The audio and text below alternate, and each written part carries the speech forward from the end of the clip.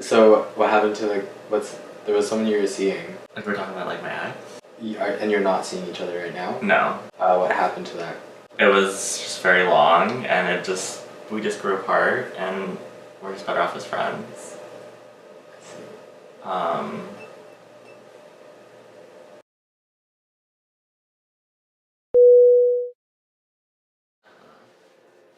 okay, so the problem with this is that they've only given light to the opinions of white guys.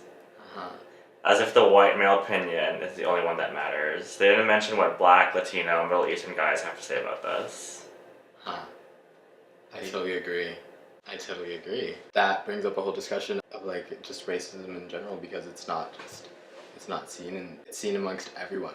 We think it's offensive when like white men on their Grindr profiles have not into Asians.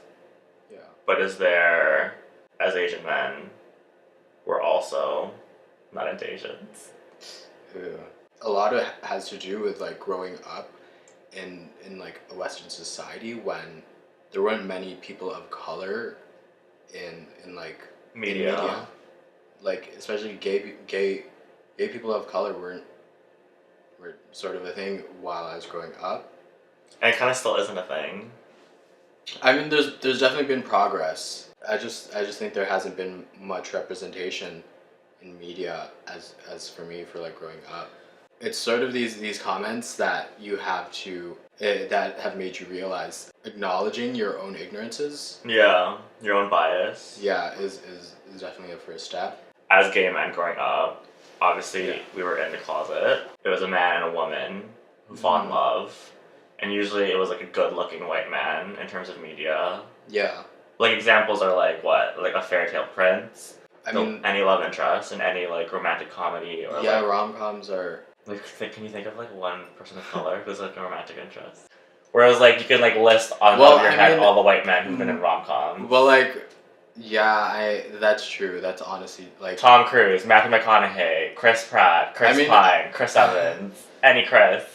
Yeah, but I mean, I'm just like not into rom-coms in general. Okay, but like just like what rom-coms represent in terms of like media and growing up.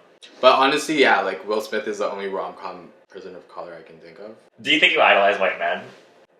It's you almost put like the white man on a pedestal. Mm-hmm. Because you're like fed into this media, and it definitely is the lack of representation of gay men in color or like queer people of color in like media. I think it's like you're attracted to the white man because you're programmed to. That's what you saw as the ideal partner. No. Like, I had a realization like recently that like anytime I ever pictured like my wedding, yeah, it was like with a white man. Yeah.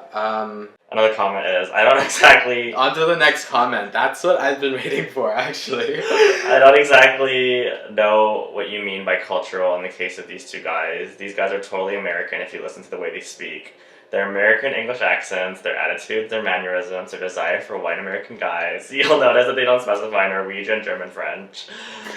They are their own racists. Ooh, you are your own enemy. Are we our own enemies? You are your own enemy. I totally see where that's coming from. But I agree with that as well. Are we just people? I try. You know, we all try. Is there a part of you that's like trying to be like aware of any underlying subconscious biases that you have that you don't even are aware about? Our brains are programmed to find patterns. Coming to like where I'm at right now, I've definitely realized my own ignorances. They're obviously not the type to be disappointed should another ethnic Asian guy turn them down, no matter where the Asian guy's from. I get offended if anyone turns me down. I'm just kidding. Call it out. Call us out. Honestly, clock the T. Okay, let's be real. In terms of all the guys that you've been with, percentage-wise, how many of them have been white? I'm gonna get my calculator out. So that's 50%. So yeah, let's get real. What? And how about you? With my percentages? Yeah. Oh, she has to bring out the calculator. No. 67%. Wow. To your 50. Do you get weirded out if you meet a white guy and you like creep their profile and you see only Asians that they've dated? Does that weird you out? Yeah, it does weird me out. Like, how do you feel? But no, it's like you can say anything about like any race. Like, where does this stem from? Like, does this stem from the fact that it's like Western culture, and like, why is this just like Yeah. predominantly in the world, the white man is the. Yeah, I mean, colonization, it's been a thing. Have you considered or would consider dating other Asian men? Yes! So then why don't we date? Me and you? Yeah. Oh my god, let's do it. This is I'm actually really- not looking. We're announcing we are, in fact, together now. Yeah. After all these years.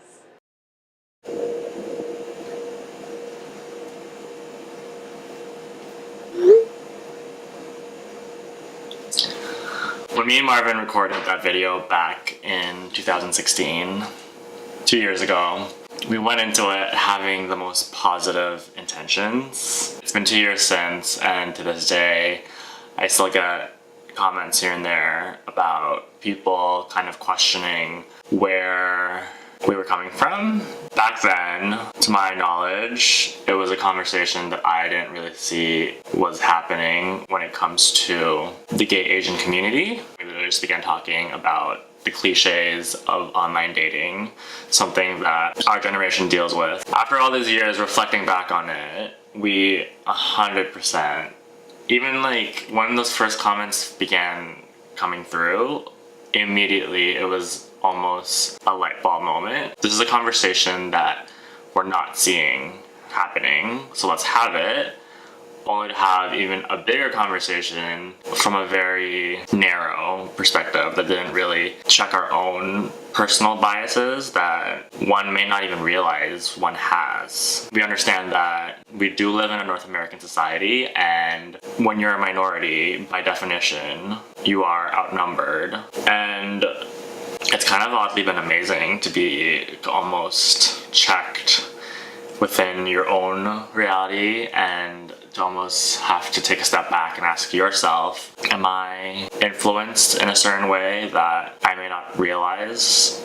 I moved to North America from the Philippines when I was 3 years old. As much as I would like to say I haven't been influenced by what's been around me and the media and how culture shapes you, it's hard not to. So I think going forward, you just want to be as well aware as possible of how underlying biases that you don't even realize you have might be affecting so many different aspects of your own life. An answer from my perspective may not necessarily be exactly the answer that somebody else has. That really just comes down to how many different layers there are when it comes to unpacking subjects like this. How do we start more conversations to even talk about different perspectives? And I think that's what it comes down to, and that's kind of something that me and Marvin came to the conclusion of. Somebody feels like they haven't been represented, period. Different sets of different people are clumped into a category, such as Asian, and it's now one representation that has to represent different types of different people. The experiences are not at all correlated, but since they're under the same umbrella, they're all clumped into one. If you guys think of any other subjects that you would like to see me try and tackle, I'm telling you right now, I will try to be as unbiased as possible, as humanly possible. I do genuinely have the best intentions to explore different types of subjects as best possible to get conversations going and to have as much different viewpoints. If you guys found this video interesting, if you enjoyed it, please share it, comment, do it all. How much has already changed within society and culture and dialogue and how we communicate with one another already within just 2 years is really interesting to see, and the potential of what's next.